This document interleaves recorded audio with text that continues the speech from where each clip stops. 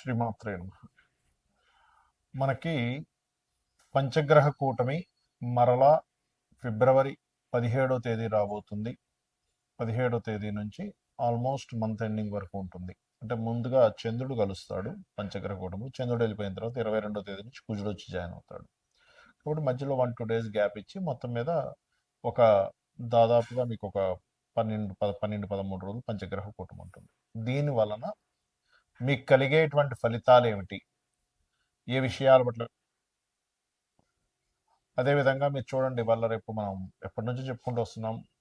చాలా విచిత్రాలు జరుగుతాయి, చాలా అప్ అండ్ డౌన్ జరుగుతాయి. అదేవిధంగా షేర్ మార్కెట్ క్రాష్ అవుతుంది, గోల్డ్ రేట్లు సిల్వర్ రేట్లు పెరగడాలు తరగడాలు విపరీతంగా అవుతుంటాయి అనుకున్నాం.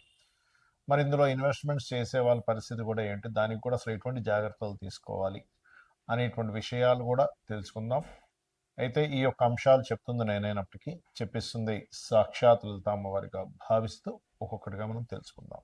మిథునం వారి కనుక చూసుకున్నట్లయితే మీకు భాగ్యస్థానంలో 9వ స్థానంలో పంచగ్రహ కూటమి మరియు అదే విధంగా గ్రహణం కూడా 9వ స్థానంలో జరుగుతుంది. ఈ యొక్క అంశాలు చెప్తుంది నేనైనప్పటికీ చెప్పిస్తుంది సాక్షాత్ లలిత అమ్మవారిగా భావిస్తూ ఆ లలితాంబిక అమ్మవారి యొక్క అనుగ్రహం మీకు పరిపూర్ణంగా కలగాలని మనస్ఫూర్తి కోరుకుంటూ, ఇక్కడ ఎప్పుడైతే భాగ్యస్థానంలో ఉందో ఈ భాగ్యస్థానం అనేటువంటిది కొంత bank balance, bank transaction place కూడా చెప్తూ ఉంటారు. కాబట్టి మీరు ఖచ్చితంగా ఎవరికైనా మనీ, అందులో పర్టికులర్గా స్థలం కోసం, ఏదైనా ఎడ్యుకేషన్ కోసం, ఏదైనా కోర్సెస్ కోసం మనీ కట్టేటువంటి విషయాలలో, మనీ ట్రాన్సాక్షన్స్ రిలేటెడ్ సంబంధించిన విషయాలు, అందులో ముఖ్యంగా బ్యాంక్ ట్రాన్సాక్షన్స్ చేసేటప్పుడు 9వ స్థానం అనేటువంటిది దాచుకున్న ధనంగా చెప్తూ ఉంటారు. ఈ యొక్క విషయాల్లో జాగ్రత్తగా ఉండండి.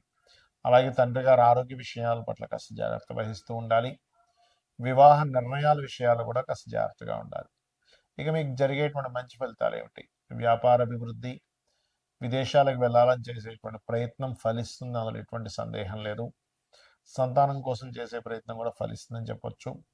అయితే ఎప్పుడైనా భాగ్యస్థానంలో రాహు ఉన్నప్పుడు ముఖ్యంగా పితృదేవత ఆరాధన చేయడం చాలా మంచి ఫలితాలు ఇస్తుంది, గుర్తుపెట్టుకోండి.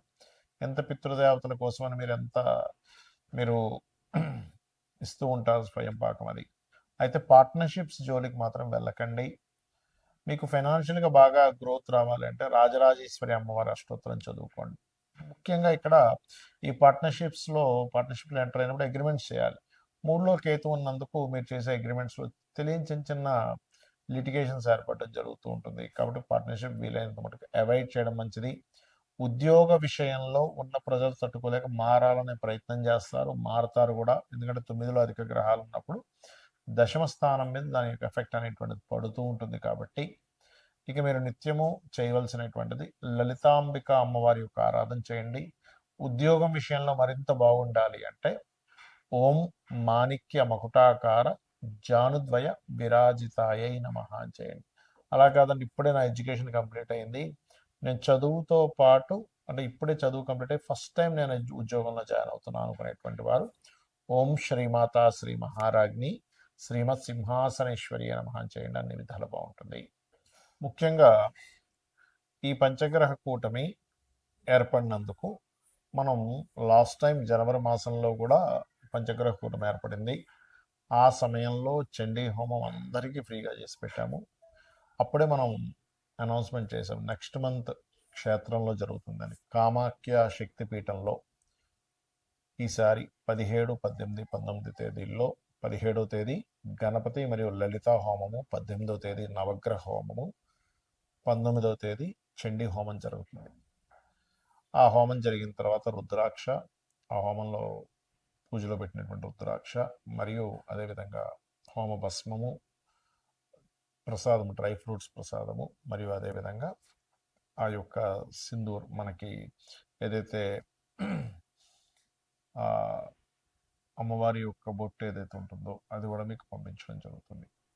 ఎవరికైనా ఇంట్రెస్ట్ ఉన్న వాళ్ళు తీసుకోవచ్చు. అయితే ఇక్కడ గ్రహణం వేరే దేశాల్లో ఉన్నప్పుడు మరి ఆ యొక్క దేశాలలో ఉండేటువంటి వారికి మాత్రమే ఈ గ్రహణ ప్రభావం పడుతుంది. గుర్తుపెట్టుకోండి, ఇండియాలో ఉండే వాళ్ళకి కాదు, ఇండియాలో ఉండేటువంటి శ్రీమూర్తి ఎవరు కూడా గర్భంతో ఉన్నటువంటి వారు. దాని గురించి ఏమీ టెన్షన్ పడాల్సిన అవసరం లేదు. రైట్. మరి వేరే దేశాల్లో ఉండేటువంటి వారు, అక్కడ మీరు ఒకవేళ గ్రహణం ఎఫెక్ట్ పడింది, పిల్లల కోసం అక్కడ ఉంటారు, తల్లిదండ్రులు ఇక్కడ ఉంటారు, వాళ్ళ పేరు మీద ఇక్కడ మీరు దానం ఇవ్వచ్చు. ఏమేమి ఇవ్వాలి దానాలు చూసుకున్నట్లయితే బియ్యము, గోధుమలు, మినుములు, నువ్వులు మరియు అదేవిధంగా కందులు, ఉలవలు కూడా ఇవ్వచ్చు. దీంతోపాటు సూర్య చంద్ర ప్రతిమలు వెండివే ఇవ్వాలని రూల్ లేదు, ఏ మెటల్ అయినా ఇవ్వచ్చు. 2 నాగపడగలు లాంటివి ఇవ్వాలి. అదేవిధంగా మీరు వీటితో పాటు ఒక చిన్న ఇత్తడికి సంబంధించిన చిన్న గిన్నె తీసుకొని అందులో ఆవు నెయ్యి ప్యాకెట్ పెట్టేసి దానం ఇచ్చినట్లయితే చాలా చక్కటి ఫలితాలు ఉంటాయి. గుర్తుపెట్టుకోండి. అలాగే గ్రహణ సమయంలో మీకు ఏదైనా సమస్య ఉన్నట్లయితే ఆ సమస్యకు సంబంధించిన, ఎందుకంటే ఇక్కడ ఇండియాలో లేదు కదా అని టెన్షన్ ఇది అవ్వక్కర్లేదు. ఇండియాలో లేదు, కానీ ఇండియాలో లేకపోయినప్పటికీ గ్రహణ సమయంలో మీరు చేసుకునేటువంటి జపము యొక్క ఫలితము పూర్తిగా కలుగుతుంది. గుర్తుపెట్టుకోండి. ఓకే. అయితే ఆ రోజు మీకు ఒకవేళ ఉదాహరణకి మీకు సమస్యలు ఉన్నాయి, ఎందుకంటే మనం ఆ రోజు గ్రహణం ఉందనే మనం ఆ రోజు కామాఖ్యలో హోమం కానీ చేస్తున్నాం. క్షేత్రస్థాయిలో క్షేత్రంలో చేసేటువంటి హోమం యొక్క ఫలితం 1000 రెట్లు ఉంటుంది. గ్రహణం రోజు చేసే ఫలితం మరొక 1000 రెట్లు ఉంటుంది. కాబట్టి ఆ రోజు చాలా గొప్పమైనటువంటి విశేషంగా చేయడం జరుగుతుంది.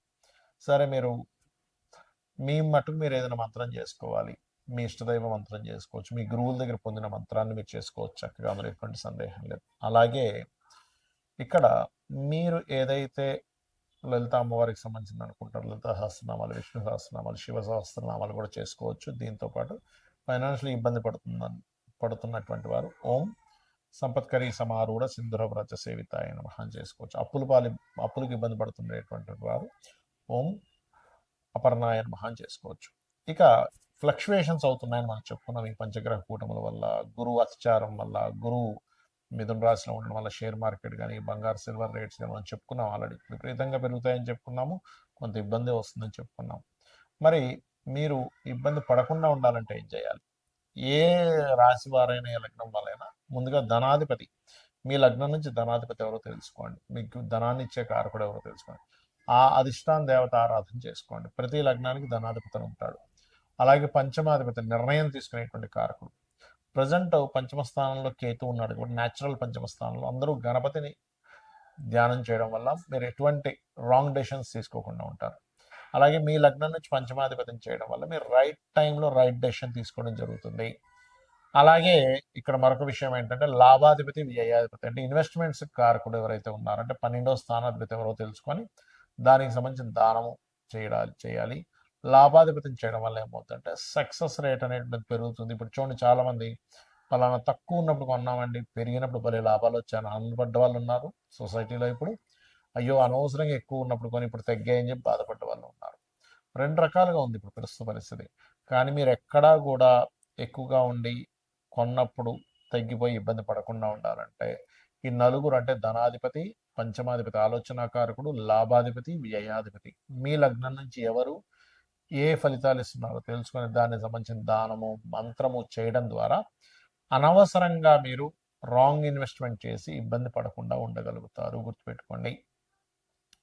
అలాగే ఈ యొక్క బంగారం, సిల్వర్ యొక్క రేట్లు ఈ ఒక్కరోజు కాదు, గుర్తుపెట్టుకోండి, ఇది ఒక 1.5 year వరకు ఫ్లక్చువేషన్స్ జరుగుతూనే ఉంటాయి. విపరీతంగా పెరుగుతూ ఉంటుంది, విపరీతంగా తగ్గుతూ ఉంటుంది. కాబట్టి don't worry, long term investment చేసే వాళ్ళకి ఇబ్బంది ఏమీ ఉండదు. గుర్తుపెట్టుకోండి.